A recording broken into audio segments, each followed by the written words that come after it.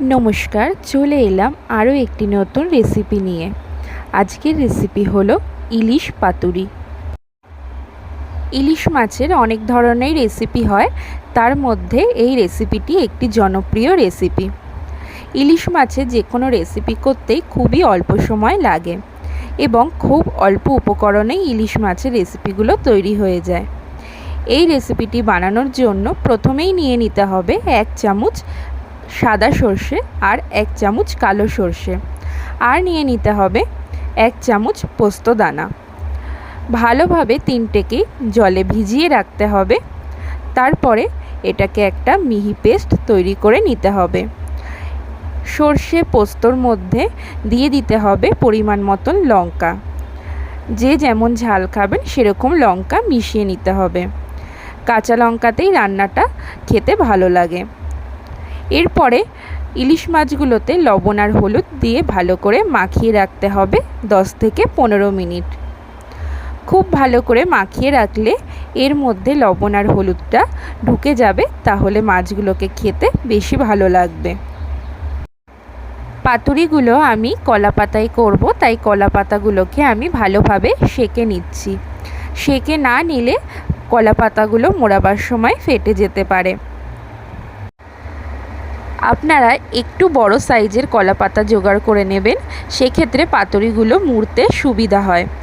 আমার কাছে একটু ছোট সাইজের কলা পাতা ছিল, তাই আমার পাতুরিগুলো রেডি করতে একটু অসুবিধা হচ্ছিল।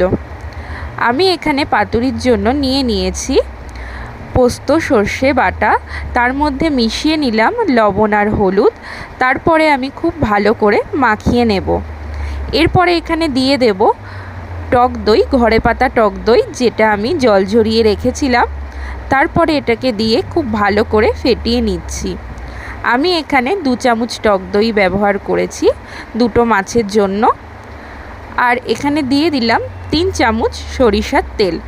তারপরে আমি আবারও খুব ভালো করে মিশ্রণটিকে ফেটিয়ে নেব। খুবই ভালো করে সমস্ত উপকরণগুলোকে ফেটিয়ে নিতে হবে, তাহলে রান্নাটা খেতে আরও ভালো হবে।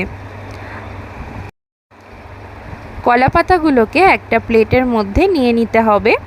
আমার কলা পাতাগুলো যেহেতু ছোট সাইজের ছিল, সেই জন্য একটা কলা পাতার ওপরে আর একটা কলা পাতা বসিয়ে নিয়ে এরকম ক্রস চিহ্ন করে নিয়ে তার ওপরে আমি পাতুরির মশলাটাকে দিয়ে দেব। তারপরে আমি দিয়ে দিয়েছি মাছটাকে। প্রথমে আমি 3-4 চামচ মতন পাতুরির যে বাটা মশলাটা সেটা দিয়ে দিয়েছি। তারপরে নুন হলুদ দিয়ে মাখিয়ে রাখা মাছটাকে দিয়ে দিয়েছি। আমার মাছটা খুব বড় সাইজের নয়, তবে মাঝারি টাইপের, এবং মাছটা খেতে কিন্তু খুবই সুন্দর হয়েছিল।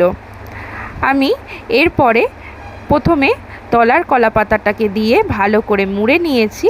তারপরে যে কলা পাতাটার ওপরে পাতুরিটা সাজিয়েছিলাম সেটা দিয়ে ভালো করে মুড়িয়ে নিচ্ছি। তারপরে আমি আবারও একটা কলা পাতা ওপর দিয়ে ভালো করে সুতো দিয়ে বেঁধে নেব। আপনাদের কাছে যদি বড় সাইজের কলা পাতা থাকে, তাহলে কিন্তু এত কষ্ট করে পাতুরিগুলো বানাতে হবে না। সেক্ষেত্রে একটু বড় কলা পাতা নিয়ে একটা কলা পাতাতেই ভালো করে আপনারা পাতুরিগুলো ভাঁজ করে নিতে পারবেন।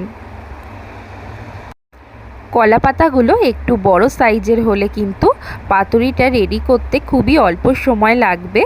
একটা কলা পাতার মধ্যে ভালো করে এই পাতুরিটাকে চৌকো করে বেঁধে নিলেই রেডি হয়ে যাবে, এবং পাতুরিগুলো যখন আমরা ভাজবো তেলে, সেক্ষেত্রে মশলাটা বেরিয়ে যাওয়ার সম্ভাবনাও একদম থাকে না। তবে আমার ছোট কলা পাতা বলে আমি 3টে কলা পাতা দিয়ে ভালো করে মুড়িয়ে নিয়েছি।